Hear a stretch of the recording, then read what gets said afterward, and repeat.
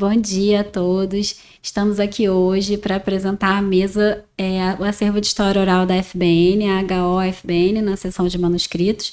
Eu sou Rafaela Betâmio, do Centro de Pesquisa e Editoração da Fundação Biblioteca Nacional. Estou aqui ao lado da colega Raquel França Ferreira, do Centro de Pesquisa e Editoração também. Nós duas fazemos parte do acervo de história oral do projeto.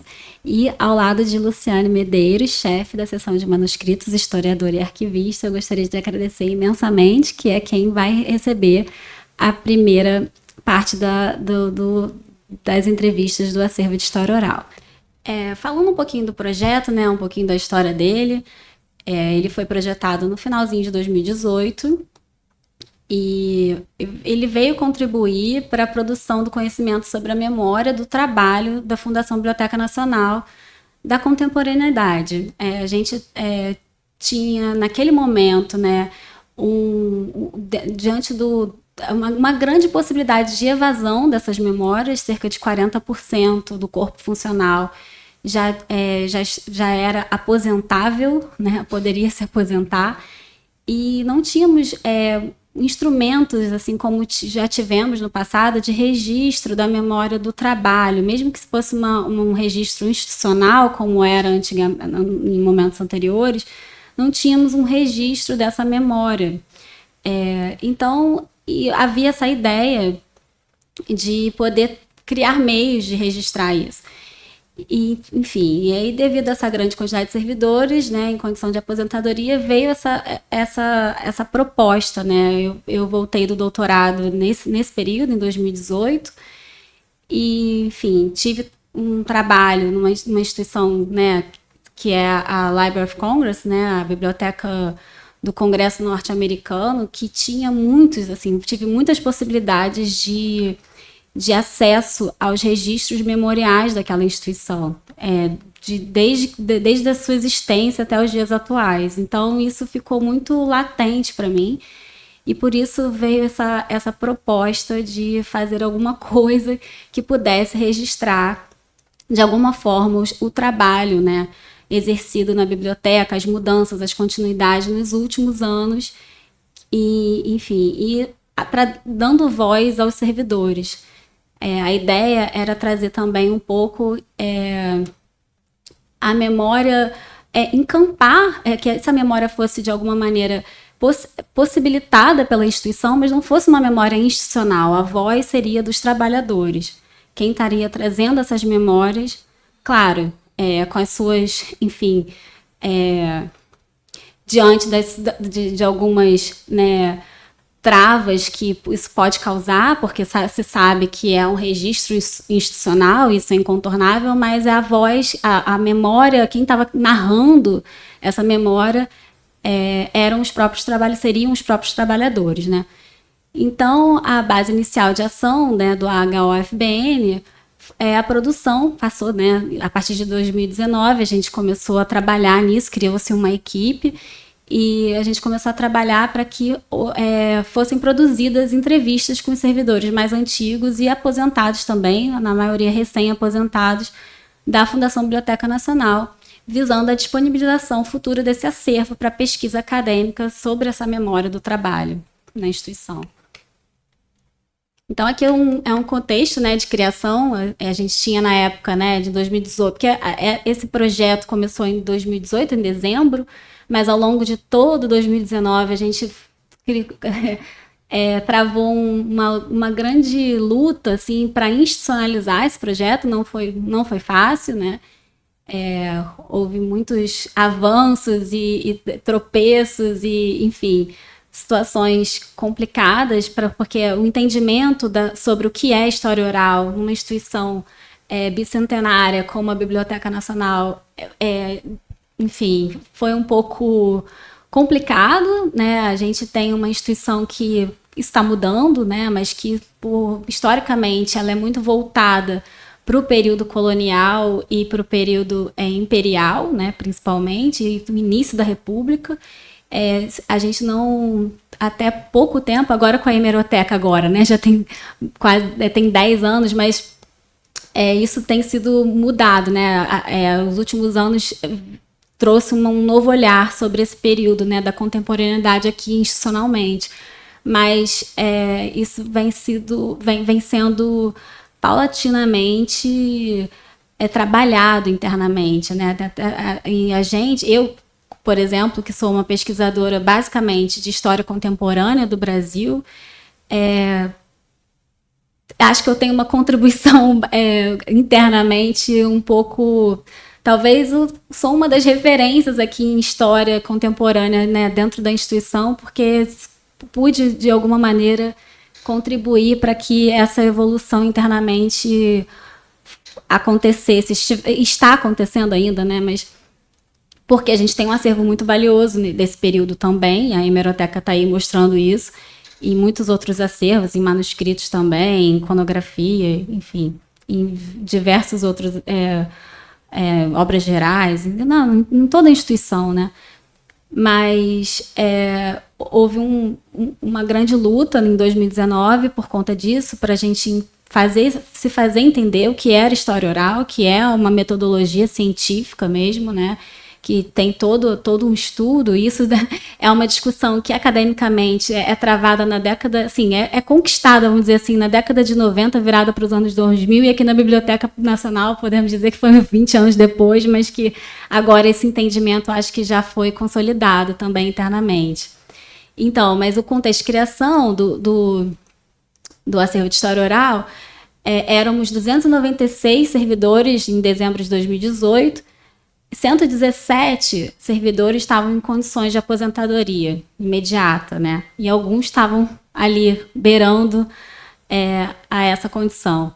E entramos em contato pegamos essa listagem com o RH desses 117 servidores, entramos em contato com uma grande parte, né, deles, que acho que a gente conseguiu realmente, porque, enfim, às vezes há alguma ruído ali de comunicação, né? O e-mail não é mais aquele, enfim, situações complicadas. Alguns servidores estão até emprestados a outras instituições, e 23 deles nos deram resposta positiva, tinham interesse em participar, e foi com esses 23 que nós traçamos o início do projeto, né? Seriam os nossos 23 entrevistados.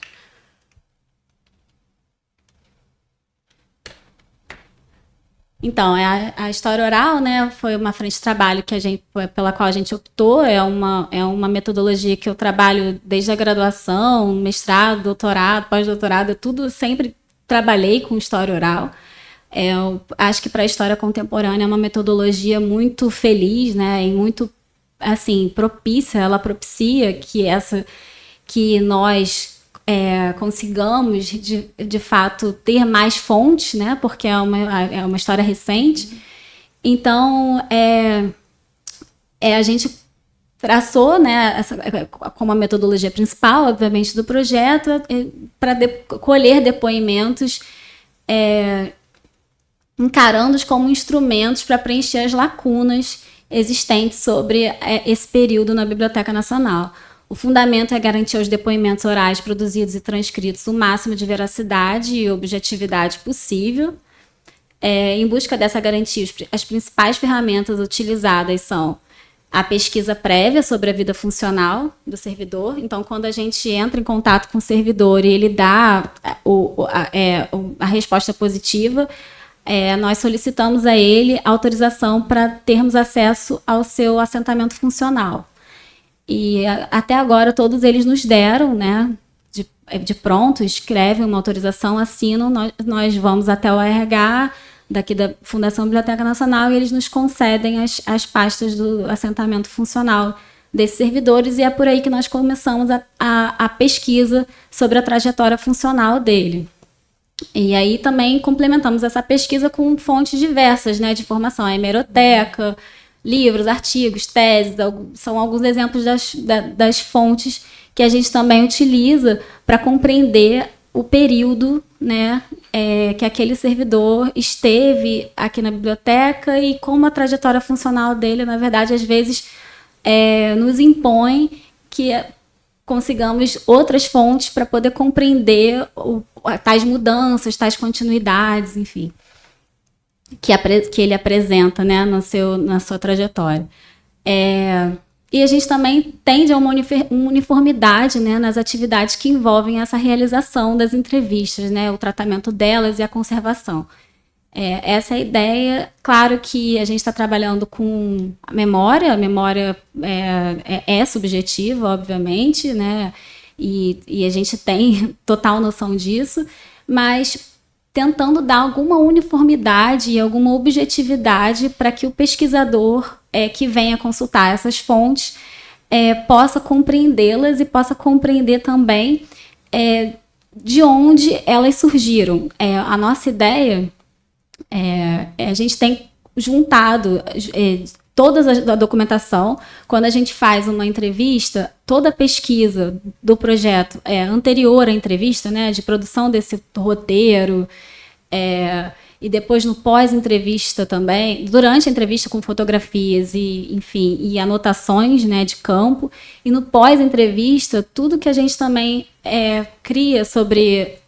A gente compila a documentação e faz uma linha do tempo desse servidor, faz um resumo de sua biografia, e tudo que a gente utiliza para toda essa construção, né, de fonte, todos os metadados também vão estar disponíveis para o pesquisador, que a ideia é que ele compreenda o que é o projeto e qual foi o presente da criação daquela entrevista, porque, obviamente, é através desse presente que nós também conduzimos essa memória, nós entrevistadores e o próprio entrevistado. A gente não tem essa inocência de achar que estamos tratando de é a verdade que ele está dizendo, e nem é a mentira. Ela é um retrato de um momento, então trazer as possibilidades de compreensão desse momento para o pesquisador que venha a utilizar esse acervo. Então, para a entrevista, é isso que eu já tratei aqui, né? O levantamento da lista de servidores, contato com cada servidor, solicitação da autorização deles, agendamento da entrevista, a pesquisa no assentamento funcional dele e elaboração do roteiro e a produção também de um termo de cessão de direitos, né, da entrevista que ele assina antes de conceder a entrevista. Claro que se ele concede a entrevista e quer voltar atrás, isso ainda não aconteceu até o momento, mas quer voltar atrás, não quero mais dar total cessão dos direitos, quero fazer algum óbito, a gente está completamente aberto, a gente entende que essa fonte é a memória, né, basicamente, desse servidor, é de sua autoria, né? Então temos total abertura e respeito para isso, né? E a entrevista é esse formato padronizado, né, que seria um cenário que a gente... quem consultar esse acervo, essa primeira parte, né, do acervo, né, que a gente está disponibilizando agora e transferindo para a seção de manuscritos, vai perceber que há algumas mudanças nesse cenário, né? A primeira entrevista foi em 2020, foi com o Jorge Paixão, e a gente teve uma grande pausa, né, porque teve a situação da pandemia, e voltamos só em 2023 a fazer as entrevistas. Então, houve muitas mudanças. Então, mas dentro dessas, né, enfim, intempéries, a gente tenta manter um cenário, né, a gravação de som e imagem também com cópia de segurança sempre, a assinatura do termo de sessão, anotações no caderno de campo durante a entrevista, fotografias do momento da entrevista e dos bastidores, enfim. São algumas das produções que fazemos durante a entrevista. O pós-entrevista é a passagem da entrevista do formato oral para o escrito, transcrição, conferência de fidelidade, copydesk e leitura final, elaboração dos instrumentos de auxílio à pesquisa, que eu já falei, né, um pouquinho, compilação e organização dos metadados da pesquisa gerada por cada entrevista, né, cadernos de campo, anotações, levantamento da pesquisa, roteiro, linha do tempo sobre a trajetória de cada entrevistado e entre outros. Alguns entrevistados também nos concedem documentos no momento da entrevista. A gente também vai doar esses documentos, porque acho que a Luciana vai falar um pouquinho melhor, mas as entrevistas vão ficar disponibilizadas em formato de dossiê com o nome de cada entrevistado, né? Então, essa documentação que ele trouxe, né, para doar, enfim, que tem a ver com a sua trajetória, muitas das vezes já tem até no nosso acervo, mas ele faz questão de trazer aquilo atrelado à sua história, isso vai junto, né? Então vai estar dentro dessa documentação que compõe o dossiê dele. E vamos ter também um dossiê do próprio projeto, que é isso que eu estava trazendo, quais são as nossas fontes e quais são os nossos recursos, o próprio projeto, né, e o processo que nós temos para institucionalizar esse processo aqui internamente vai estar disponibilizado também. São todos os metadados possíveis que a gente consegue visualizar, porque é isso, né? Tem coisas também que são muito difíceis. Muitas vezes a gente fala, nossa, eu preciso então disponibilizar isso e não estava pensando. Não tem, ainda essa situação de dispor de tudo que você faz como uma informação para o pesquisador ainda é nova. Então a gente também está aprendendo, mas tudo que a gente tem consciência, a gente está disponibilizando. Então, isso já falei, a compilação e organização dos metadados, a organização e acomodação na seção de manuscritos de cada conjunto das entrevistas, né, que engloba as transcrições correspondentes e toda a documentação auxiliar produzida, e o tratamento e o processamento técnico da equipe da seção de manuscritos para acomodação e disponibilização para consulta do dossiê de cada entrevistado que compõe os conjuntos das entrevistas. Então, assim, quais são os pilares, né, desse projeto? A quantidade representativa de servidores recém-aposentados e aposentáveis, né, do corpo funcional. Como eu falei, a gente começou em dezembro de 2018 e 2019 para institucionalizar esse projeto. A primeira entrevista é de 2020. E, nesse momento, aquele quadrinho que eu trouxe era do final de 2018. Em 2020, muitos daqueles servidores já tinham se aposentado, né, um número representativo. E continuam até hoje, né? Muitos já se aposentaram, enfim, e outros já são aposentáveis também.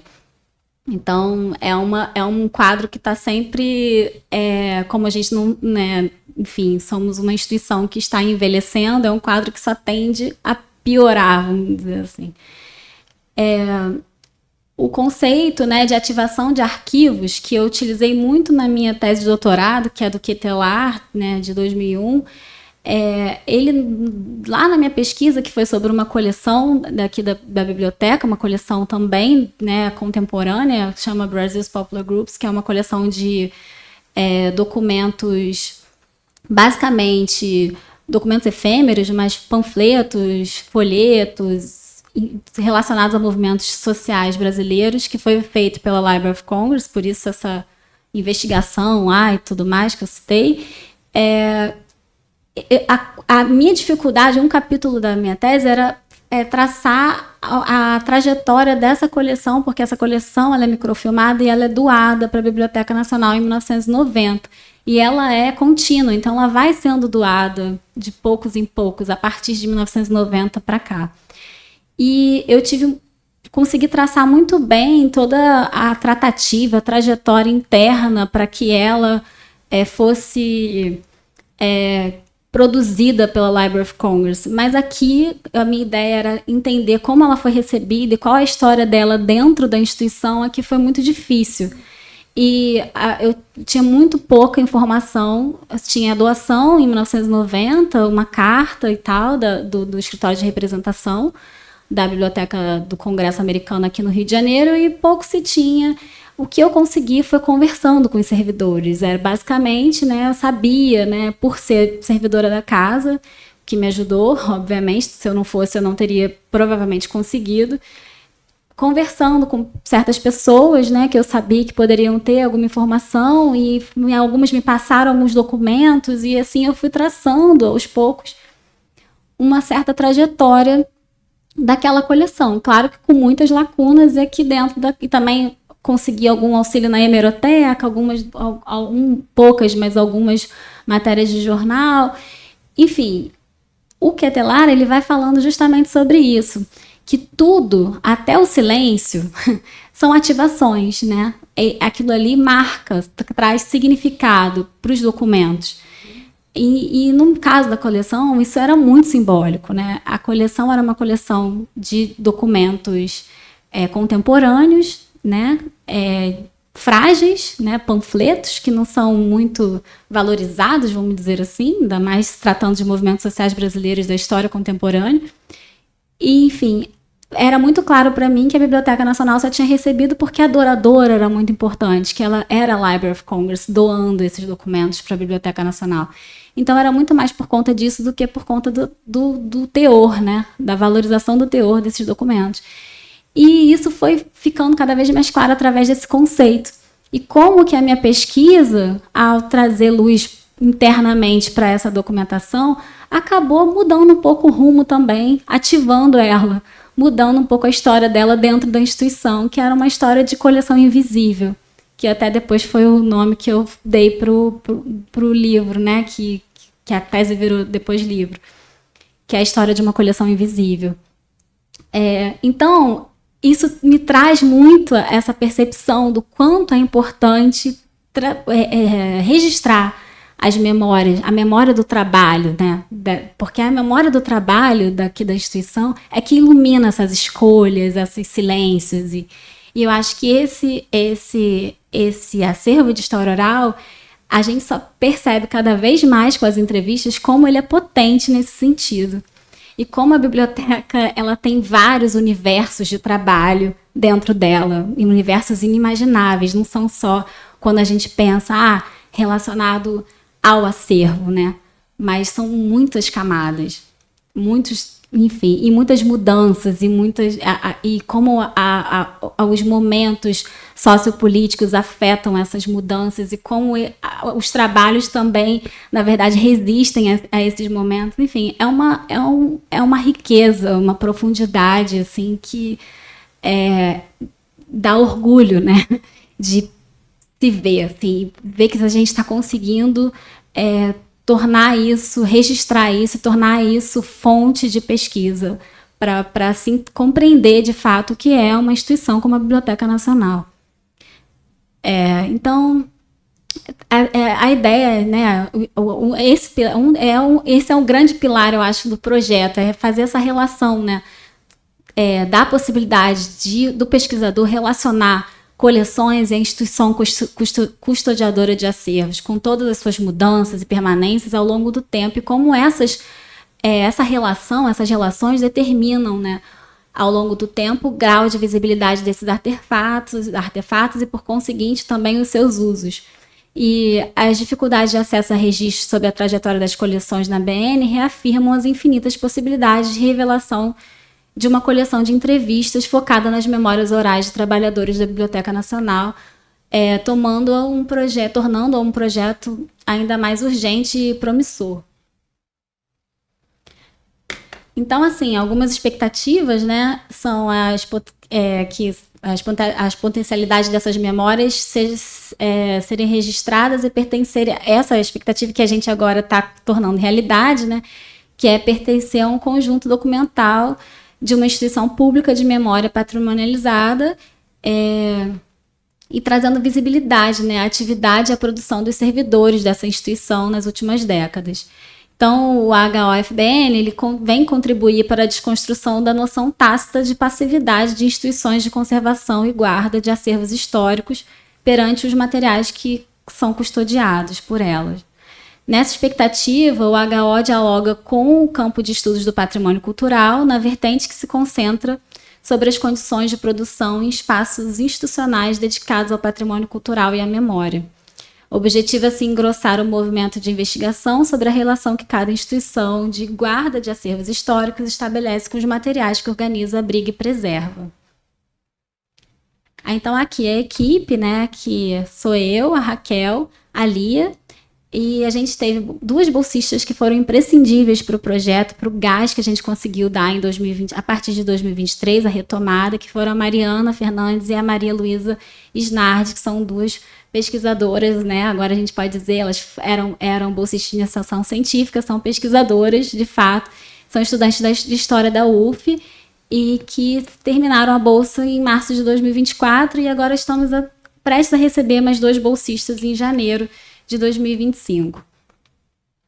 Aqui são um pouquinho dos registros fotográficos das entrevistas. Primeiro é um quadrinho. Esse quadro aqui das entrevistas que a gente está agora transferindo para manuscritos, né? Que é a primeira, que é do Jorge Paixão. A segunda, que já foi em 2023, em agosto, Rutônio Fernandes Santana, que foi no mesmo dia da Maria Dulce de Faria. Ali a gente coloca mais ou menos o período, né? Tá colocando o período que eles tiveram na biblioteca, e quando está em aberto é porque ainda não se aposentaram. A Edna Bacher, que também, ela, na verdade, foi uma funcionária, estagiária na década de 50. Ela não estava na nossa lista. Ela, na verdade, ela entrou em contato pelo Fale Conosco em 2023. Na verdade, a filha dela entrou em contato, a Esther Barker entrou em contato dizendo: minha mãe está lúcida, fica tão feliz que já foi funcionária da biblioteca, vocês deveriam conversar com ela. E o Rodrigo Jolito, que era a pessoa responsável pelo Fale Conosco, repassou para nós, e a gente entrou em contato com ela e marcamos de imediato essa entrevista. E foi, assim, é uma entrevista que foge um pouco do padrão por conta dessa, né, mas que foi, assim, importante e trouxe um olhar para um período que nem estava no nosso horizonte, né, que é a década de 50. E também a Maria Ione César da Costa, que foi em setembro, e a Eliane Pérez, que foi em outubro, e a Kátia Jane. Esses são os 7 primeiros, né, entrevistados que a gente está agora, que a gente conseguiu já compilar, fazer todas as transcrições, está com a documentação toda organizada e produzida para transferir agora, que a gente está chamando de primeira parte, transferindo agora para a seção de manuscritos, para passar por tratamento técnico e ficar disponibilizada para o pesquisador. Essa aqui a gente pode até reparar nas mudanças um pouco dos cenários, porque essa aqui é a entrevista do Paixão, que foi a primeira. Na época, Cristiane de Jesus fazia parte do acervo de história oral, que está ali na foto. Quem fez a entrevista foi a Lia e a Cristiane. E aqui já é a entrevista do Rutônio, já que foi no mesmo dia, né? O Rutônio de manhã e a Dulce à tarde, já com as nossas bolsistas queridas ali na foto. Aqui a Edna Bacher, né? Sentadinha. E a Marione, que foram em outubro. Aqui a Eliane Pérez e a Kátia Jane. E aqui eu trouxe o quadro de entrevistas da parte 2, né? Que a gente tem mais 10 entrevistas que foram feitas ao longo de 2024 e que vão ficar para a próxima leva, mas que também é um grupo bem representativo. A Célia Regina, Dário de Oliveira, Maria José Fernandes, a Verinha, que a gente, enfim, foi triste, a gente logo em seguida perdeu a Verinha. A Cristina Matias, o Zé Augusto Gonçalves, a Ana Virgínia, a Mônica Carneiro, a Eliane Lopes de Oliveira e a Carla Ramos. Então, entre os nossos produtos, tá o próprio acervo de história oral, né, que a gente está transferindo para a seção, para a primeira parte, né, para a seção de manuscritos, que é composto pela gravação digital de vídeo, de áudio, suas transcrições, documentação auxiliar e os registros fotográficos. A gente tem uma previsão de publicação de um catálogo online do conjunto de entrevistas do HOFBN, contendo, né, uma biografia de cada entrevistado, um índice, e a gente pretende disponibilizar pela BN Digital. Temos feito comunicações em eventos, artigos, ensaios, são muitas ideias que vão surgindo a partir dessa documentação. Espero que os pesquisadores também avancem, que vão acessar isso, porque realmente são muitas possibilidades de pesquisa. E vão, na verdade, né, trazendo, incentivando a gente a adentrar o universo que a gente nem antes pensava muito, mas eu já fico, eu preciso pesquisar. E já estou pensando, eu e Raquel, em tantas possibilidades novas de pesquisa a partir desses registros, né? E a composição e a coordenação, que foi muito feliz, de um grupo de pesquisa, Memórias Orais dos Trabalhadores da Cultura, cadastrado no Diretório de Grupos de Pesquisa do CNPq, cujos integrantes advêm do projeto História Oral daqui, a gente, do IFAM e da Casa Rui Barbosa. A gente começou com esse grupo de pesquisa no ano passado também. nos reconhecemos, né? Todos nós fazendo história oral sem saber, com movimentos paralelos, e nos reconhecemos em instituições culturais e percebemos como os nossos dilemas, problemas e também insatisfações eram basicamente as mesmas e, enfim, nos reunindo, um dá força para o outro, um incentiva o outro, e tem sido muito profícua essa relação desse grupo. Então, um pouquinho da produção do grupo também. A gente fez a organização do primeiro encontro nacional aqui no Rio, em 2023 ainda, em dezembro, que foi aqui na BN, no Paço Imperial. A gente coordenou um simpósio temático também no 4º Encontro Internacional de História e Parcerias, um evento online da Ampul, também em 2023. Coordenou um simpósio temático de comunicações no 17º Encontro Nacional de História Oral, na Univille, em Joinville, esse ano. E temos muitos projetos de publicações de artigos e em anais de eventos e outros simpósios. A gente se reuniu, inclusive, ontem. É um grupo muito ativo e que traz muito gás para a gente.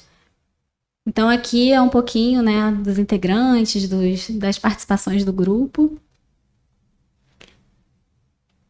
E é uma bibliografia e só agradecer. Muito obrigada. E eu vou passar, então, agora a palavra para minha querida colega Raquel França, também do Acervo História Oral e do Centro de Pesquisa e Editoração.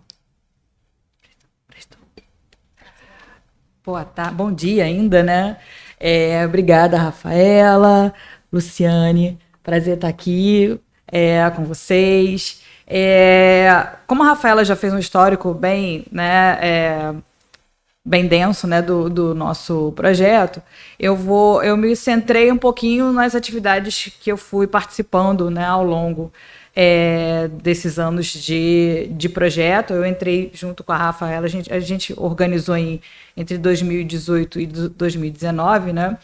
E aí, esse resuminho é basicamente o que a Rafa falou. A única coisa que eu acrescentaria, né, só para a gente reforçar, que a gente tem 17 entrevistas já feitas, 7 estão sendo entregues agora e 10 em processo de revisão das transcrições. A gente está aguardando a chegada dos bolsistas, né, para a gente fazer essa leitura, porque ela precisa da transcrição e depois de uma revisão para ser o mais fidedigna possível quando a gente passa, né, de uma entrevista que tem uma série de componentes, que é o áudio, o vídeo, né, e aí a gente transforma no papel, a gente corre muito risco de perder certas informações, né? Então tem que ser uma leitura bem criteriosa para que a gente possa condensar no texto, na transcrição, o máximo de informações possíveis.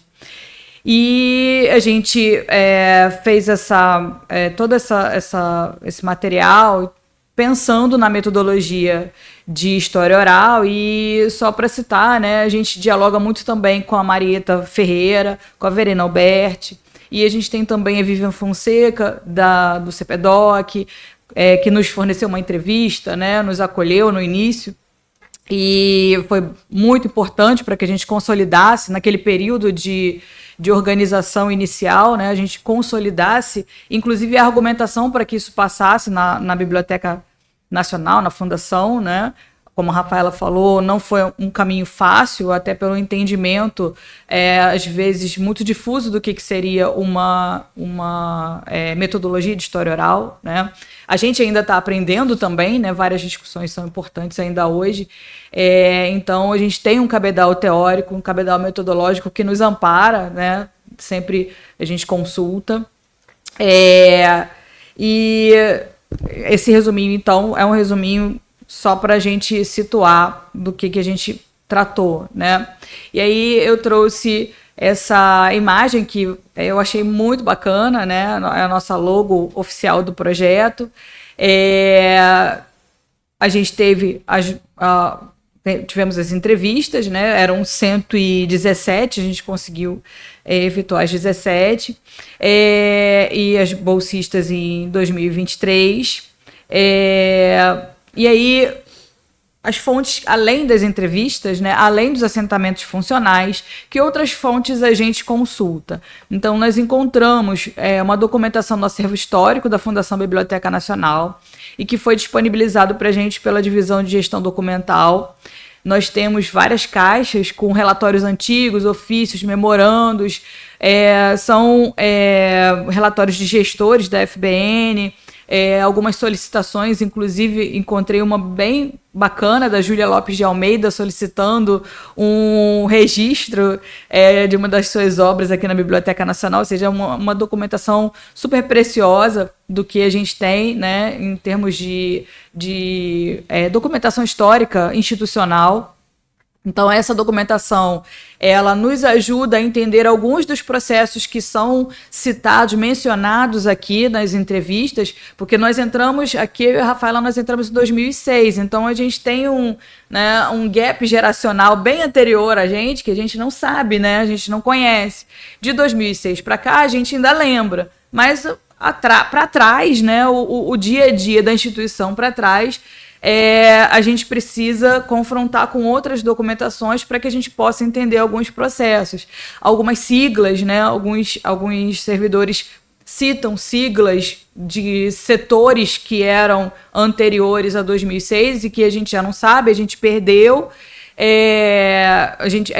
Alguns até lembram da denominação certinha, mas a gente não sabe qual é exatamente a função. Então, nesses documentos a gente consegue encontrar muitas das vezes qual era, aonde o setor estava localizado, subordinado, né, as mudanças, porque a gente pensa que é uma instituição bicentenária e que ela é fechada e morreu. Não, ela é viva e o tempo todo ela vai se transformando ao longo do tempo. As nomenclaturas, né, da Biblioteca Nacional vão mudando ao longo do tempo.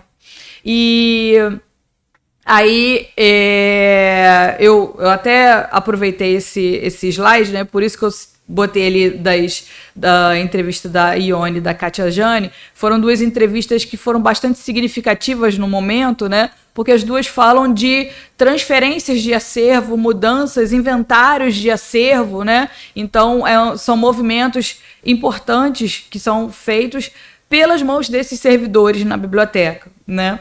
Então, bem interessante, o movimento do nosso projeto é também um movimento de ir à estante, aí a gente faz as fichas, os relatórios e depois a gente faz o catálogo e vai, né, entregar para manuscritos. E aí essa é um pouquinho a carinha, né, das transcrições.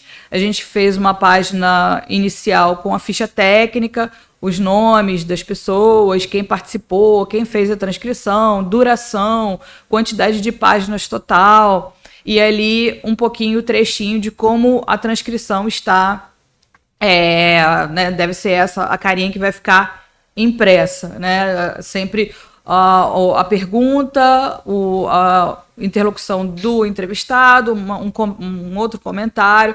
Nessa transcrição é a transcrição da entrevista. Então, os apontamentos feitos durante a entrevista, dos cadernos de campo, são à parte, né? A gente não faz nenhum comentário, nenhuma interferência externa, a não ser no momento da entrevista, que a gente está ali e a gente, às vezes, pergunta e conversa, né, com o entrevistado, mas não é feito nenhuma incursão externa no corpo da entrevista. Só as notas de rodapé para situar o pesquisador dos nomes de algumas siglas, para que o pesquisador que venha ler entenda quais são as siglas que estão sendo citadas, né, para não ficar algo perdido, né? E quais são as tarefas que a Rafa já citou bastante coisa, né? Então, quais são as tarefas que nós temos, né?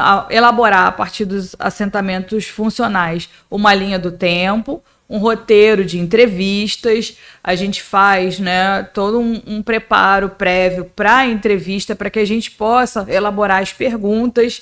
Não é um roteiro assim estanque, fechado, né? Existe possibilidade de movimentar as perguntas. Às vezes a gente pensa em uma ordem para a entrevista no roteiro, mas aí o entrevistado salteia essa ordem, né? E aí, para que a gente vai ficar mantendo se a gente está com o raciocínio dele ali, né, já encaminhando uma pergunta que seria mais à frente? Então, a gente, né, faz essas idas e vindas. E não há nenhum problema nisso, isso é a dinâmica mesmo da entrevista. A gente também pesquisa, né, nesse preparo, os documentos do acervo histórico da Biblioteca Nacional. A gente faz as entrevistas aqui no auditório, a gente procura manter um ambiente o mais propício possível para a pessoa se sentir à vontade. É uma entrevista, mas é também um bate-papo. A gente não tem aquela coisa né, você fez isso assim, assado. Não, né? É sempre um bate-papo, né? E se a pessoa se sentir desconfortável em responder determinada pergunta, né, não há problema nenhum, porque a gente está pedindo a colaboração, não é uma questão, é uma doação que a pessoa faz, né? É uma colaboração que a pessoa faz. Então a gente não faz nenhuma exigência, não há exigência nenhuma no momento da entrevista. A gente faz as revisões, né? Os bolsistas normalmente fazem a transcrição, né, do áudio para um documento de Word, e aí nós fazemos as revisões das transcrições, sempre ouvindo, né, e fazendo a revisão, porque a gente acaba, às vezes, né, uma vírgula ou um ponto, alguma coisa, a gente já... Não era isso que a pessoa estava dizendo, assim, muda um pouquinho, né, o foco, né, da narrativa. E aí, depois das transcrições feitas, então a gente separa nos dossiês, e aí agora eles vão, então, para manuscritos. Além disso, né, como a Rafa falou, a gente participa das reuniões do grupo de Memórias Orais dos Trabalhadores da Cultura, que é um grupo muito, muito coeso, muito interessante. Eu conheci grande parte nesse momento. A exceção é a Juliana Sorgini, que eu reencontrei depois de quase 30 anos. Ela estudou comigo na UF. E nós nos reencontramos assim do nada, né? Ela no IFAM e eu aqui. E é muito, muito bacana. O grupo se ajuda muito, a gente tem trocas muito importantes de experiências mesmo, né? Até porque o IFAM tem uma metodologia já bem antiga, né? Eles já fazem as entrevistas desde a década de 80, né? Final de 70, início de 80, eles já têm um acervo enorme. Então, eles têm uma experiência, um know-how bem interessante sobre a história oral.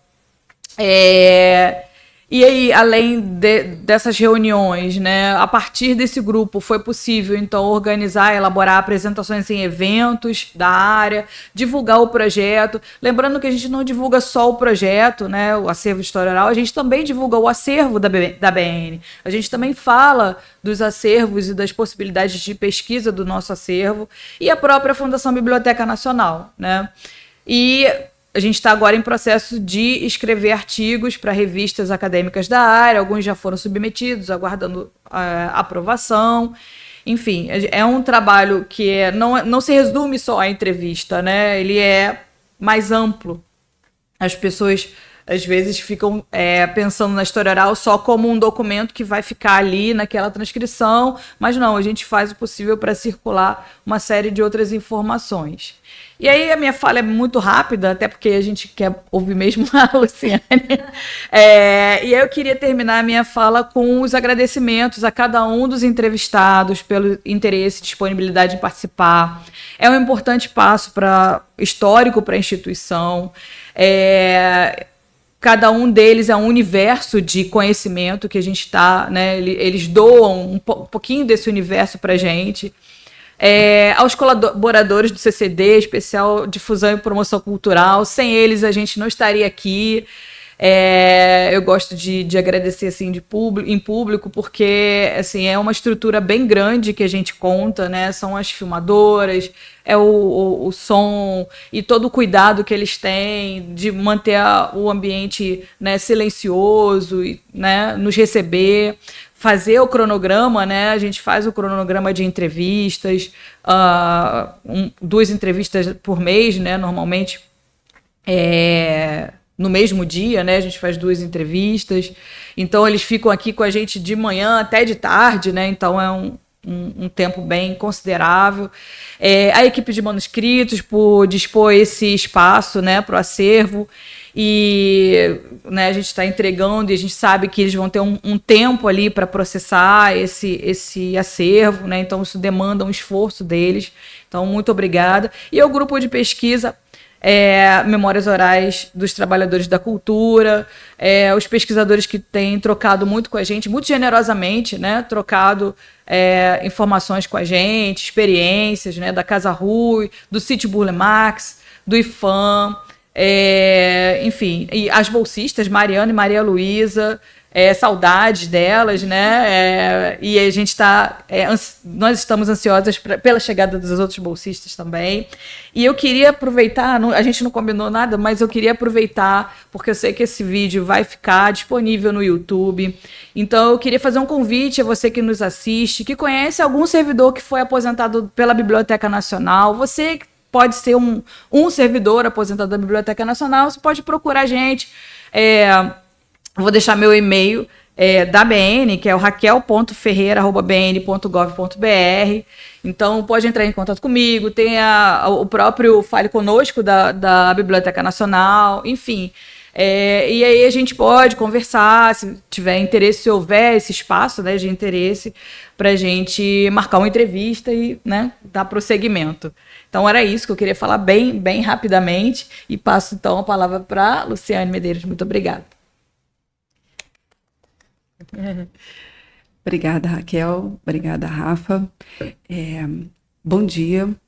Eu sou Luciane Medeiros, sou historiadora, arquivista, chefe da seção de manuscritos, e a parte que me cabe aqui nesse latifúndio é comentar um pouco sobre a recepção, né, desse projeto em andamento, como que isso vai ser custodiado pela seção de manuscritos, e como que na seção de manuscritos a gente continua levantando essa bola, quer dizer, não é um ponto de chegada, mas sim um novo ponto de partida, onde esse acervo vai ser relido na forma de uma fonte documental acessível, consultável, pesquisável por todo e qualquer cidadão brasileiro.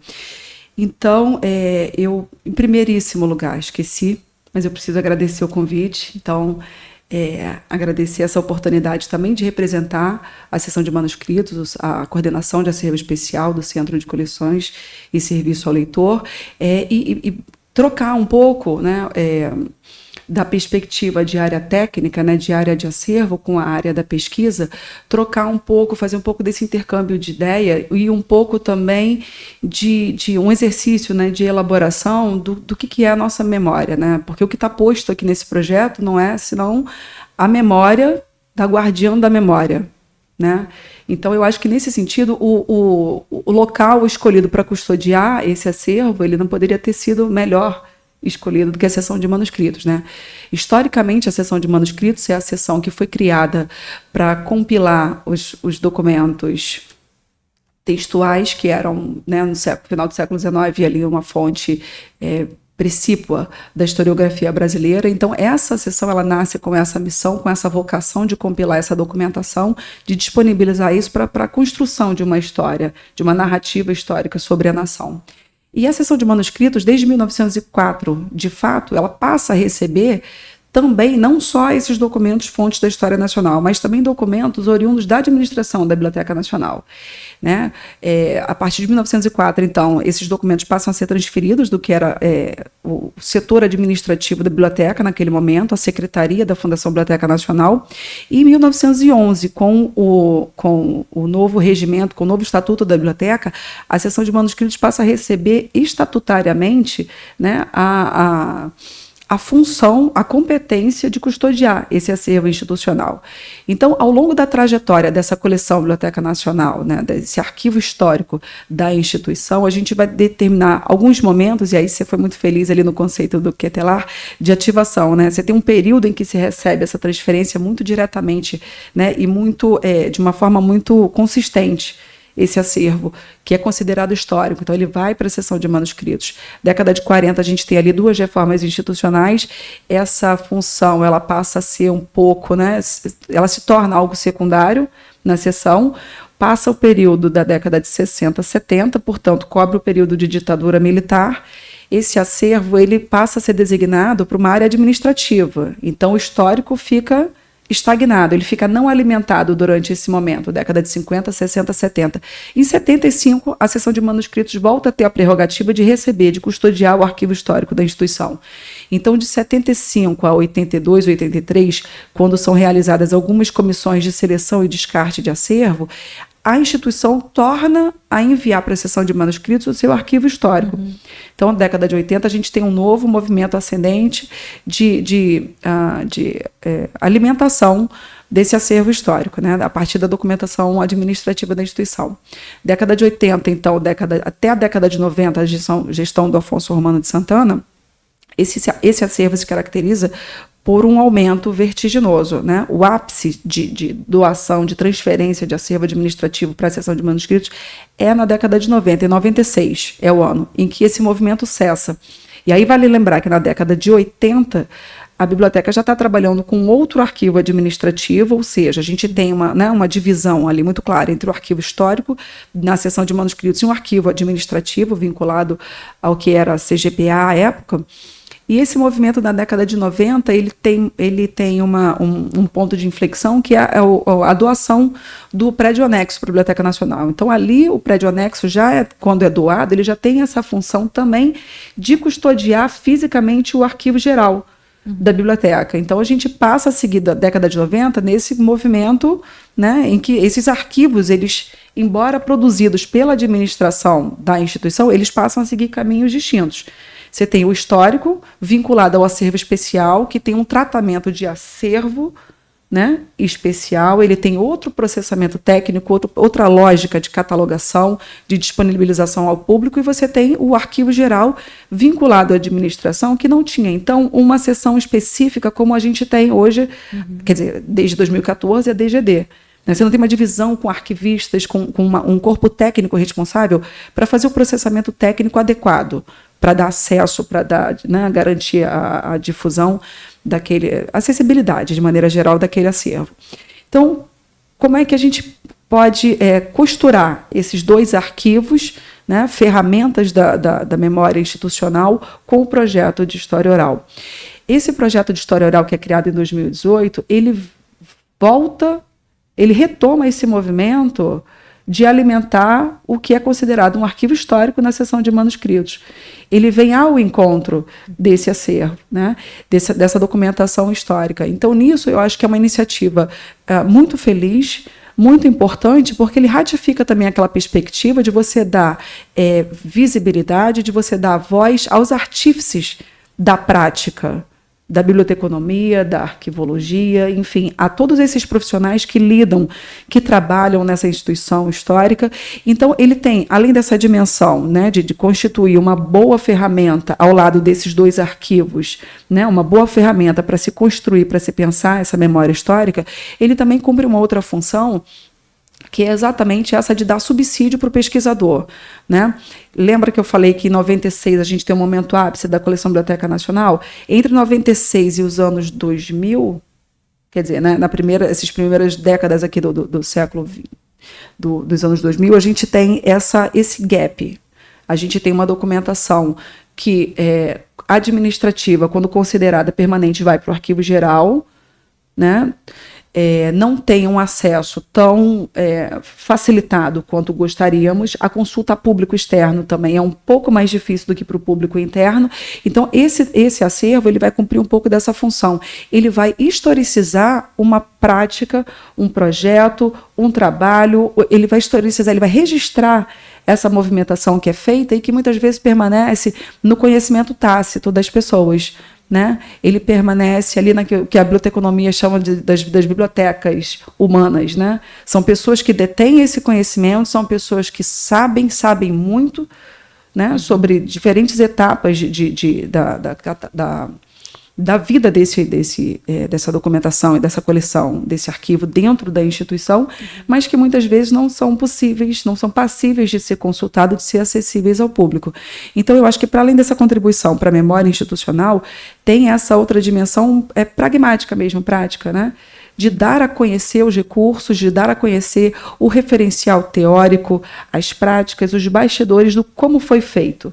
Né? E isso é um movimento muito interessante para o historiador, porque você está disponibilizando a fonte documental e você está disponibilizando também a maneira como essa fonte foi pensada, foi processada, e aí longe dessa ideia de verdade ou de mentira, enfim, para além dessas questões, você está colocando ali os marcadores temporais da produção daquela fonte histórica. Então, eu vejo nisso uma contribuição muito grande, porque também sou oriunda desse concurso de 2006, assumi a chefia de manuscritos em 2011, e entrei exatamente nessa faixa ali de transição, em que você não tem muito contato sobre uma memória muito recente até.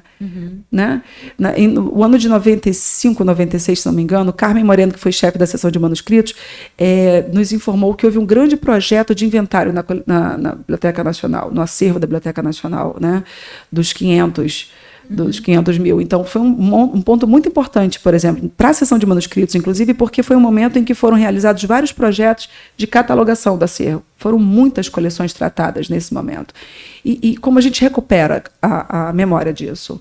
O que foi, como foi, que decisões foram tomadas, que acervos foram privilegiados, que outros acervos não. Então, isso para a gente é muito importante. Né? E é importante dessa dimensão técnica, não mais de uma dimensão política também, de você saber exatamente, né? E aí retomando um pouco a fala de vocês, de você saber exatamente situar, né, na história da instituição que decisões foram tomadas, que acervos, que políticas foram levadas a cabo, né, no grande conjunto da documentação da Fundação Biblioteca Nacional. Então, eu vejo essas contribuições, eu queria abrir, né, um pouco a fala com essas contribuições, e dizer que na seção de manuscritos, uma vez recebido esse acervo, vai ser feito o processamento técnico. Né, como a Rafaela também já bem disse, vai ser organizado a partir de dossiês feitos a partir do nome dos pesquisadores, obedecendo à racionalidade da forma de produção dos dossiês e do projeto também. Isso é importante, porque é um conceito caro, a arquivologia, né, esse respeito não só ao fundo, mas também a essa ordem, a essa racionalidade que o produtor do arquivo confere também àquela documentação. Então, uma vez doada para a seção de manuscritos, vai ser designado um técnico para fazer uma pesquisa, para fazer a leitura desse material, para fazer uma catalogação, a indexação, né, estabelecer pontos de acesso para esse acervo ser mais facilmente recuperado pelo público-alvo e, obviamente, ele não é um acervo que está isolado, ele é um acervo que está em diálogo com os demais. E assim, o acervo imediatamente ao qual ele se vincula, ao qual ele se relaciona, é a coleção Biblioteca Nacional. Então, serão feitos todos esses links, será feito todo esse tratamento técnico para possibilitar que essa informação seja recuperada de forma mais rápida, fidedigna possível e que seja também parte de um trabalho de difusão. Como vocês falaram, esse trabalho de produção de conhecimento sobre o projeto, ele não prescinde do acervo da Biblioteca Nacional. Pelo contrário, ele reforça, ele referencia esse acervo. Então, eu vejo que a recepção pela seção de manuscritos dessa documentação é também um outro passo, vamos dizer assim, né? Um outro degrauzinho na caminhada da constituição de uma memória do trabalho, dos trabalhadores, né, e que, de uma maneira muito consistente, contribui para o fortalecimento da Fundação Biblioteca Nacional como guardiã da memória, missão, né, nossa missão institucional, né, a atividade pela qual nós somos conhecidos. Então, eu vejo como uma soma realmente de esforços. E aí, recebendo esse acervo, o nosso compromisso é com o acesso, né, tão breve seja possível, porque, né, há um passivo, né, um processo de organização, de catalogação, de descrição desses acervos, mas dentro em breve ele vai estar disponível a todos, e aí o processo de consulta de parte desse acervo, a gente já conversou, né, com o Rafael anteriormente. Obviamente, por conter dados pessoais, ele vai obedecer à LGPD, ele é um acervo de pessoas contemporâneas, né, a maioria vivo. Eu acho que desse grupo nós só perdemos a Verinha. Então, a LGPD tem incidência sobre esses dados, mas vai ser um processamento técnico que vai permitir o acesso democrático, franco, enfim, para todos os pesquisadores que consultarem a seção de manuscritos. E é isso, é dizer que a gente está aqui para somar esforços, parcerias e tornar essa instituição, né, o funcionamento dessa instituição mais orgânico possível. Eu acho que um outro ponto que é para fechar essa fala e que é muito importante de frisar é essa transversalidade, né, da construção desses acervos, dessas iniciativas. Ela é muito importante, que a gente se veja como uma instituição em que as seções, as divisões, as coordenações funcionem de maneira integrada, porque, no final das contas, com essa abordagem, com essa transversalidade, a gente consegue fortalecer o todo. Então, deixo aqui meu agradecimento mais uma vez, muito obrigado, e me coloco à disposição também para eventuais perguntas, enfim, se não agora, mas através do e-mail da sessão, que é o mss@bn.gov.br. Obrigada. Então, a gente temos 2 convidados aqui na plateia. Muito obrigada para o nosso grande público. Mas também, assim, a gente não está com o chat aberto no YouTube, mas se quiserem deixar algum comentário, a gente pode depois dar uma olhada e, quem sabe, ou também entrar em contato pelos nossos e-mails também. Mas se os nossos 2 queridos convidados quiserem fazer alguma pergunta, sintam-se à vontade. Então, Pode. eu queria só ouvir, se possível, tá? Talvez vá lá para a Rafaela. No processo de entrevista mesmo com essas pessoas, né? Como é que você percebe mesmo esse momento, o que significa esse momento para elas, né? Porque eu nunca trabalhei com história oral, mas eu posso imaginar... Opa, obrigada. Eu nunca trabalhei com história oral, mas eu posso imaginar que muitas vezes, para essas pessoas, é um momento de reconhecimento estar ali com vocês também, né? Então, até essa história que você conta da filha que entra em contato, dizendo que a mãe foi funcionária daqui. Do teu ponto de vista, assim, até como pesquisadora de história oral, como é que tem sido esse clima, digamos assim, da própria entrevista? Se você puder falar um pouco sobre isso, é mais uma curiosidade mesmo, que eu acho produzir essas fontes de história oral um processo muito interessante. Só para te ouvir um pouco como uma pesquisadora da história oral também, né, com alguém que conhece essa metodologia. Ah, sim, eu sou Ana Paula Sampaio Caldeira, estou aqui na plateia assistindo essa mesa bacana. Então, na verdade, o que a gente tem notado, eu queria agradecer a pergunta ao nosso grande público. E o que a gente tem notado é assim, geralmente a pessoa no geral, fica lisonjeada, nossa, é como essa filha, né, mas também depende muito. Teve algumas pessoas que ficaram um pouco amedrontadas, vieram como se fosse, não, eu não posso dizer que não, foi uma coisa, né, a gente nem entendeu o porquê, que quis vir, que aceitou, mas fica um pouco com medo de falar, sabe, porque tem um peso da instituição, né. A gente está falando aqui que é a memória dos trabalhadores, é isso, não é uma memória da gestão, né? Nós somos funcionárias, servidoras, estamos entrevistando outros servidores, ou em atividade ou não, mas servidores, e com exceção dessa funcionária que foi estagiária, mas que essas pessoas, às vezes, elas ficam um pouco com medo, sabe? Porque estão aqui, estão na instituição, existe e isso às vezes é quebrado no momento da entrevista, e também ficam com muito medo do que vão me perguntar, sabe, como se a gente estivesse aqui para uma espécie de sabatina da pessoa, e aí vem também que não, acabam se sentindo mais à vontade, esse é o nosso papel, né, como historiadoras, e não, a gente quer ouvir a sua narrativa, assim, o roteiro ele é para quebrar o gelo. O roteiro, ele quer dar... isso, é uma entrevista temática, não é uma entrevista de história de vida, que a pessoa vai chegar aqui e falar tudo da vida dela. Não é, até porque a gente não tem tempo para isso, né? Mas o nosso foco é a trajetória institucional dessa pessoa. Mas é claro que é aberto. É aberto para o que ela quiser registrar como importante, como ela concebe como importante da sua trajetória. Não é a gente que vai impor o que ela deve falar ou não. A gente tenta refrescar a memória, porque às vezes esse é um artifício para ajudar ela a até lembrar de algum momento, de conseguir, né, e ter algumas referências para o que pontuar. Mas existe um pouco isso, às vezes a pessoa fica muito lisonjeada e à vontade e feliz. A gente percebe que as mulheres se arrumam mais. Às vezes, isso é interessante na questão da feminilidade, né? Porque elas...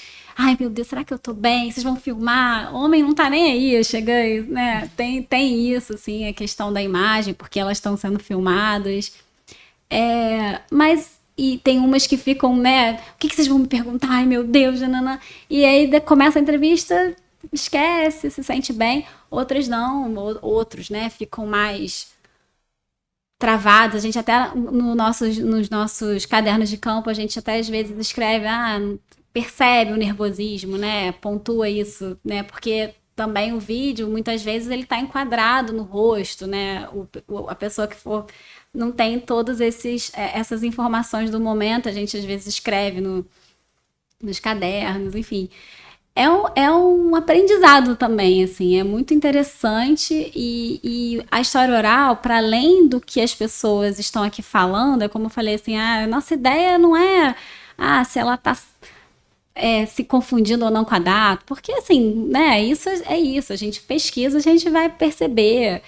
Tem muita gente que, né, a memória prega peça na gente, né, e a nossa ideia é que ela não venha aqui brifada mesmo, ela venha trazendo o que marcou, o que ela lembra, ou que a memória, mesmo que esteja dando rasteira nela, é a forma como ela lê o que aconteceu. E ler com o olhar do presente mesmo, sabe? Nossa ideia não é o que é verdade, o que é mentira, é como a pessoa sentiu, como aquilo ali ficou.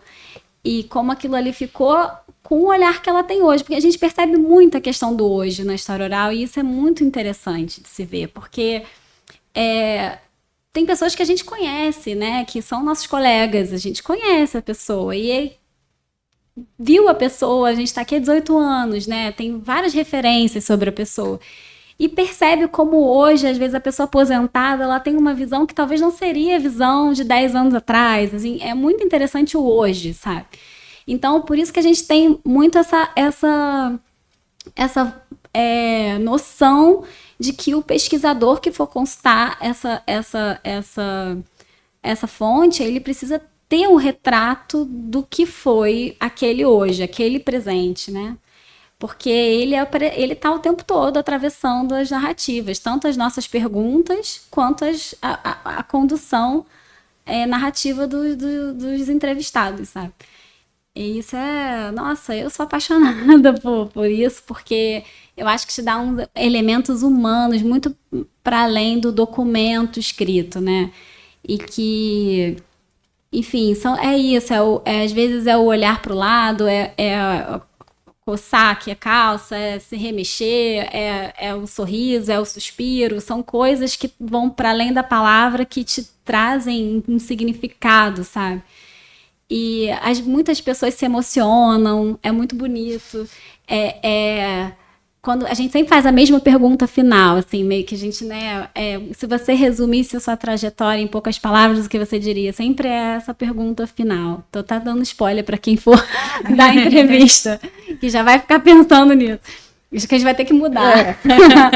Aí, só que a pessoa, normalmente ela se emociona, muitas delas que estão aqui há muitos anos, né, ou que acabaram, ficaram muitos anos, sempre falam como... A gente até conversa com o Irineu fica chamando a nossa atenção, não chama de casa, não é casa, mas é como se elas sentissem que realmente aqui é a casa delas, entendeu? E assim, isso, elas falam assim, nossa, a biblioteca me deu tudo, eu sou a biblioteca, sabe, são umas falas, assim, é muito interessante, assim, é muito feliz, né, nós estarmos possibilitando esse registro mesmo, sabe? É transformador pra gente mesmo. Acho que é isso. Né? Sim, e só complementando que eu acabei abrindo o chat do YouTube, tem algumas perguntas aqui, mas dentro daquilo que a Ana Paula já perguntou, né? O que basicamente os depoentes falam sobre sua vida na BN? É o trabalho, é o cotidiano do trabalho, né? A gente procura sempre referendar, porque a preocupação é a construção da casa, da instituição, né? Dessa coisa da casa. Eu também falo casa, mas assim, dos processos que ajudaram a constituir a instituição como nós temos hoje. Por exemplo, esse espaço aqui não era um auditório há 20 e poucos anos atrás. Era um espaço onde havia um acervo, são aquelas monografias que eles chamam M18, M19, que eram documentos históricos importantíssimos que vieram junto dos navios lá de Dom João e alguns estavam sendo restaurados. Então, esse espaço aqui que a gente hoje concebe, né, como um auditório, e nosso entorno aqui é um espaço de exposição, era um espaço de guarda de acervo. Isso foi construído, e foi construído num momento de mudança, de revitalização da instituição, da Fundação Biblioteca Nacional. Então, tudo isso tem um peso, né, e esses trabalhadores contribuíram com as suas mãos mesmo. Muitos ficaram, inclusive, com alergia, doentes e tal, por tratarem de um acervo que estava... E é interessante os processos, né?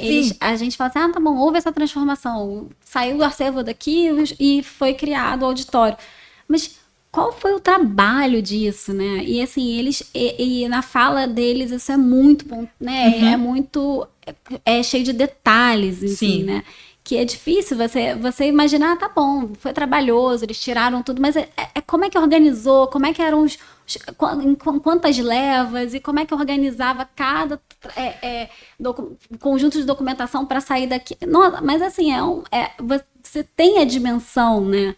Coisa que você não teria de outra forma. Sim. E não tem registro dessa forma, né? Dessa transferência. E a visão deles, né? Em alguns momentos as transferências de acervos são sofridas, porque são acervos que já estavam guardados. Por exemplo, quando periódicos teve o espaço aqui da criação do laboratório de microfilmagem.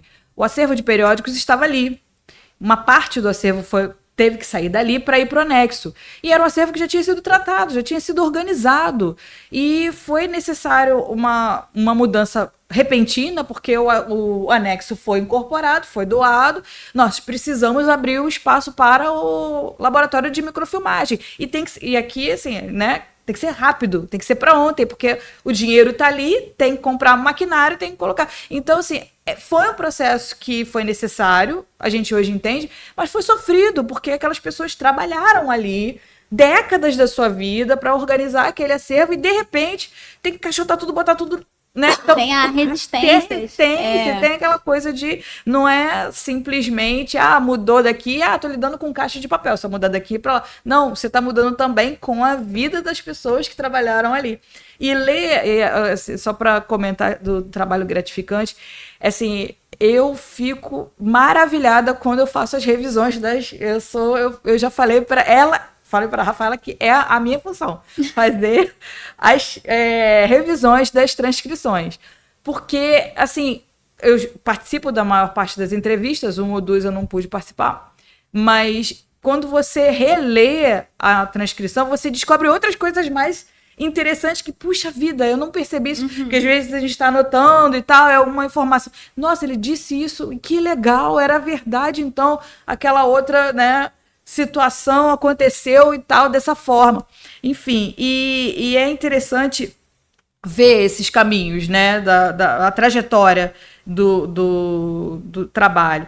E tem uma outra pergunta que eu achei bem interessante: qual o mais antigo, qual o servidor mais antigo que participou? Foi a Edna Baker, que ela é estagiária, antiga, né? Mas não é de quantidade de tempo servindo a instituição.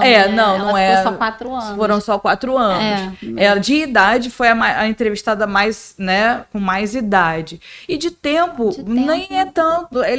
A maior parte entrou na mesma época, então não tem uma... Talvez tenha sido a Ione, não? Não sei se foi a Oni. 79.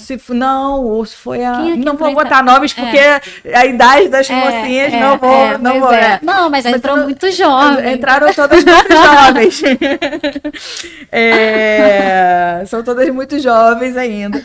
E a outra pergunta que eu achei bem interessante aqui também é se teve relação com algum escritor, artista, sim, né? A gente tem a própria Edna Baker também, que trabalhou com José Honório Rodrigues.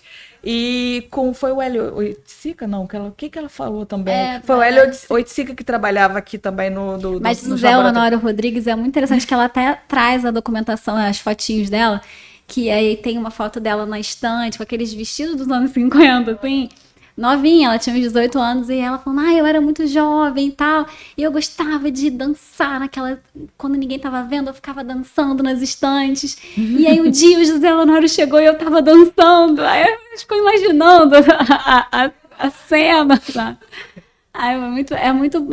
Nossa, a entrevista dela, e é engraçado que ela fica pouquíssimo tempo, né? É que ela traz elementos sobre esse período que, né, nossa, nenhuma outra, não sei se a gente vai conseguir outra pessoa aqui, né?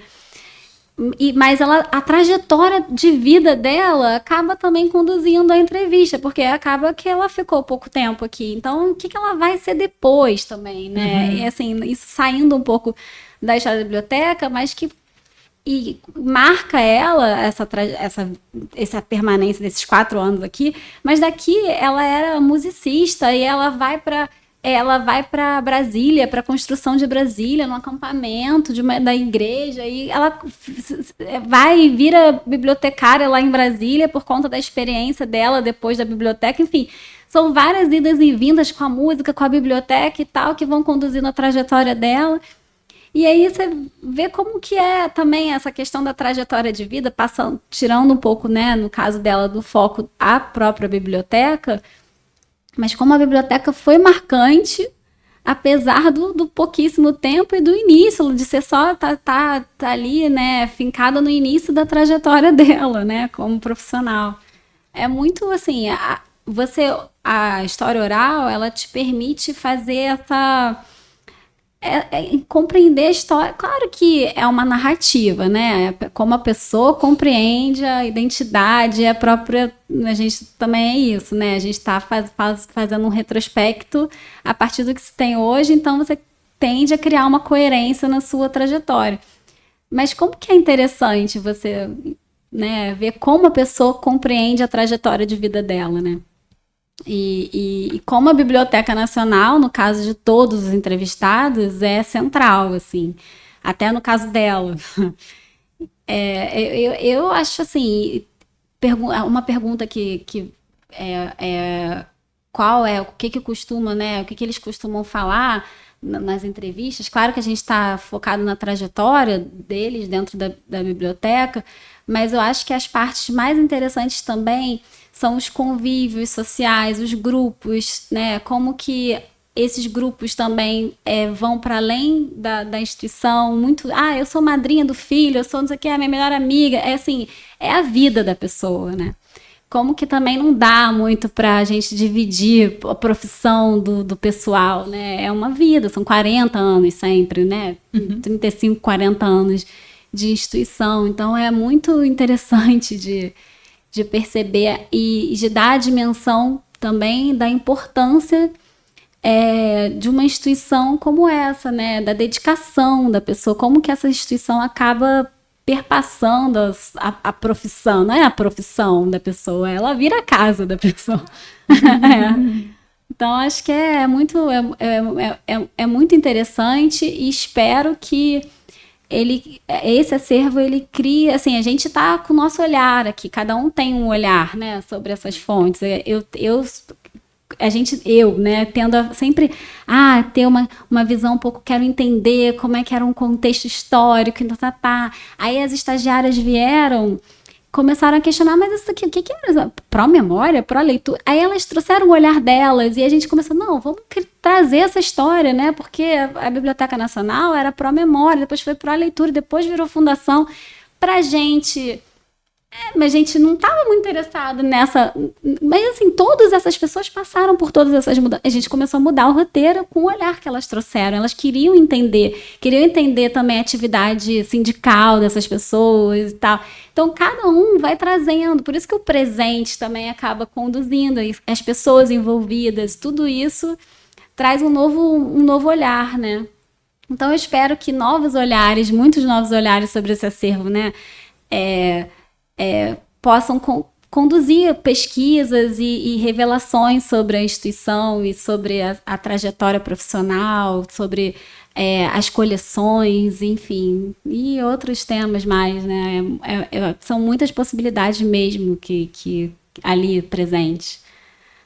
Eu acho que é isso. Aqui, não sei se a Luciane também quer fazer algum comentário. Eu queria agradecer muito a Luciane, porque e a sessão de manuscritos, eu acho que é muito importante esse acervo estar ali.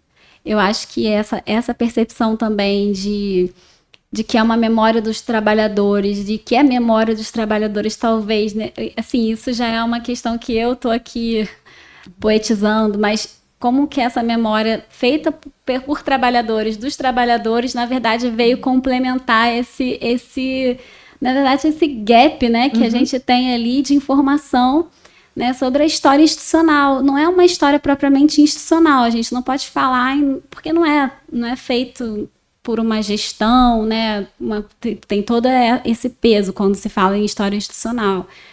É uma história mesmo, é uma memória dos trabalhadores, né? Mas, claro, encampada pela instituição. Então, isso é uma iniciativa dos trabalhadores, encampada pela instituição, que vem complementar um acervo sobre a memória institucional que nos falta muito, né? E que também é confuso, né, hoje, para mesmo com essas possibilidades de pesquisa no acervo, como você trouxe, tem o acervo geral e tem o acervo histórico. O que foi para um, o que foi para outro, como um complementa o outro, é muito confuso para nós. Então, às vezes, uma percepção, uma narrativa oral sobre essa memória ilumina tudo, vai fazer muito mais sentido olhar para esses acervos agora, sabe? Então, é isso, agradecer muito. Eu queria só reforçar a importância da atuação política, né, desse projeto, nessa perspectiva de trazer a colaboração, né, de ter uma conduta ativa para constituir uma memória. Né? A gente sabe que a memória não é algo dado por aí, natural, né, nasce, não é. Né? Então, eu acho que esse esforço político, essa atuação política, ela é muito importante, assim como eu queria ressaltar também a importância do afeto, né, da afetividade, como que essa dimensão política, ela também perpassa esses afetos nessa relação dos servidores com o seu trabalho, com o produto do seu trabalho, e dizer também, né, em se falando de afeto, que eu também chamo a Fundação Biblioteca Nacional de casa, completo aqui o time das colegas, porque eu entendo realmente que se trata, né, não de um trabalho de natureza diferenciada, mas a relação que a gente constitui nesse mundo do trabalho, ela também está permeada por esses afetos. Então, o meu voto é por continuar chamando de casa, sim. Muito obrigada. Então é isso, gente. Vamos. Tem mais uma pergunta, que bom. É por causa do YouTube, tem que fazer no microfone. É porque tá pertinho. Então eu achei que tivesse. Fê, fala desse... Alô? Foi. Meu nome é Irineu Correia, eu sou pesquisador da Biblioteca Nacional, essa instituição que tantos insistem em chamar de casa. Eu entendo perfeitamente o sentido que se dá à casa, não refuto essa ideia, ao contrário, eu faço o exercício de chamar de instituição para não me confundir com as demandas institucionais. Mas eu pegando esse último detalhe que a Luciane trouxe da questão do afeto, a resposta que vocês deram à pergunta da Ana Paula me chamou a atenção para um detalhe bastante interessante que me parece interessante, que é a situação de que esse projeto, essas perguntas, essas entrevistas são feitas por pessoas que também estão situadas num tempo. Por exemplo, as bolsistas, que vocês acabaram de dizer que trouxeram uma contribuição fundamental, elas foram entrevistadas? O relatório delas integra esse trabalho? A fala delas que levou a ser alterada o rol de perguntas, isso está registrado? Talvez merecesse. É tão intenso ouvir. Quer dizer, a fala de vocês passa tanta intensidade que eu quase sou tentado a chamar de casa a instituição, mas passa tanta intensidade, passa tanto afeto, que talvez, em algum momento, essa participação de vocês também devesse ser registrada como um dado a integrar esse acervo de memória dos trabalhadores.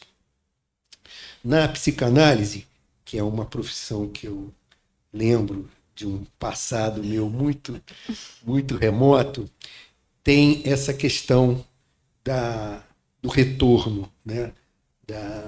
De como que o analista recebe aquela fala do analisando. Então, me parece que haveria uma relação, para uma convergência entre essas ideias. O lugar de vocês nessas entrevistas, não para cada entrevista, mas a cada tempo. Por exemplo, o período que um bolsista está, um período que um outro pesquisador intervém nessas entrevistas. Não sei nem se é uma sugestão, é mais uma pergunta, se isso cabe. Muito obrigado. Queria agradecer, porque é o que eu falei, a gente está nesse exercício de entender o que é importante de registrar como metadado, né? É um exercício contínuo. E a gente tem alguns dados obviamente, sobre a participação das bolsistas, sobre os interesses delas. A gente está na documentação que a gente está disponibilizando sobre o processo de pesquisa. Tem os textos lidos, muito Lia Calabre, por exemplo, sobre a questão da institucionalização da cultura no Brasil. Isso é demanda delas, sabe? E que foi maravilhoso para todas nós, né? E, enfim, tem fichamentos, mas não tem algo estruturado, assim, sobre essa participação, como eu falei aqui. Né? Isso acho que seria uma coisa importante, né? Um dado super importante da gente colocar assim. E obrigada. Eu acho que a gente vai acatar isso. Com certeza. E assim, a gente pensa que a princípio, Acervo de História Oral é o nome, né? Era um projeto. A gente pensa em tornar isso, na verdade, muito mais que um projeto. Acho que teria que ser algo contínuo mesmo, né? Que não ficasse só entre nós, que um programa que tornasse isso parte da biblioteca. Independente de Rafaela, Raquel, isso fosse, né, um programa institucional. Sim, a gente quer.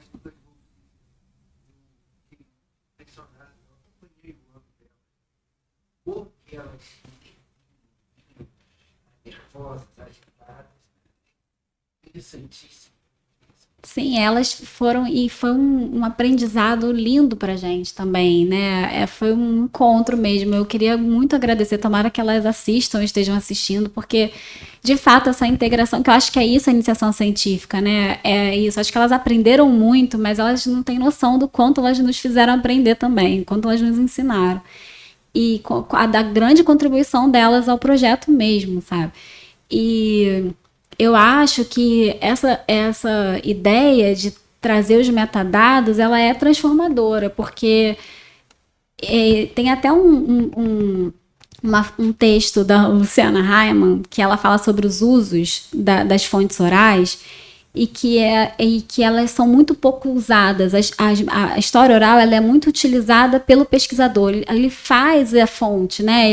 Eu estou fazendo uma pesquisa, preciso entrevistar o Irineu, vou fazer uma pesquisa sobre a Biblioteca Nacional. Eu escolho certas pessoas, eu faço a entrevista, eu utilizo aquelas entrevistas. E depois dessas entrevistas, tá bom, posso até colocar, vou doá-las à biblioteca. Mas assim, elas fizeram um levantamento sobre o uso delas, é pouquíssimo. As pessoas que vão, na verdade, estudar, de novo, talvez um tema parecido, vão lá falar com as pessoas ou com os descendentes e tal, e não utilizam as fontes que já têm. Por que disso? Porque muito a fonte oral, da história oral, ela é muito datada. Ela é isso, ela é um olhar do presente, daquele momento. E aí as pessoas tendem a achar que é muito enviesada para você reutilizar. Qual é o movimento que está se tendo para fazer com que essa reutilização, que é a ideia dos grandes, né, laboratórios e programas de história oral, do próprio CPDOC, de tantos outros lugares, Laboi, que tem essas fontes disponíveis, é fazer com que elas sejam utilizadas. E como que se faz? É trazendo os metadados sobre o momento daquilo. Então, você consegue fazer a crítica à fonte, né? Quando você não tem isso, realmente ela fica muito enquadrada ali aquele momento específico, difícil de ser utilizado. Então, assim, esse movimento, esse trabalho de criar o máximo de metadados sobre o projeto, sobre o momento da entrevista, é nesse sentido, é de fazer com que elas sejam realmente utilizadas pelos pesquisadores, que elas possam ser entendidas e utilizadas, independente de quais são os focos das pesquisas, como fontes de informação histórica.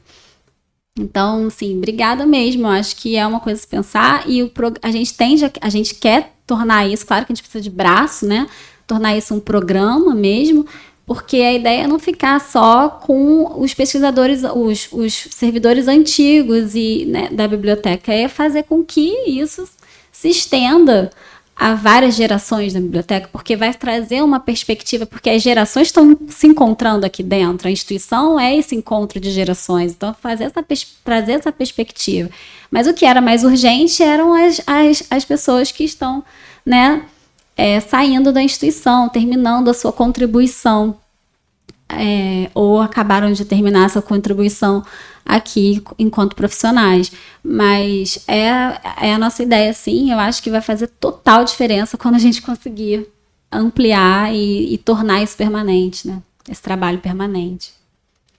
Então é isso, acho que a gente pode terminar, foi ótimo. Muito obrigada, obrigada a todos que nos assistiram, obrigada Raquel, obrigada Luciane, obrigada a nossa super plateia, Irineu e Ana Paula, e espero que tenham gostado e divulguem, como a Raquel falou, se puderem, se tiverem servidores antigos aqui na biblioteca, que tenham interesse de compartilhar suas memórias conosco, por favor, entre em contato, e quem conhecer e quiser divulgar um servidor antigo ou até que esteja aqui em atividade, por favor, o façam.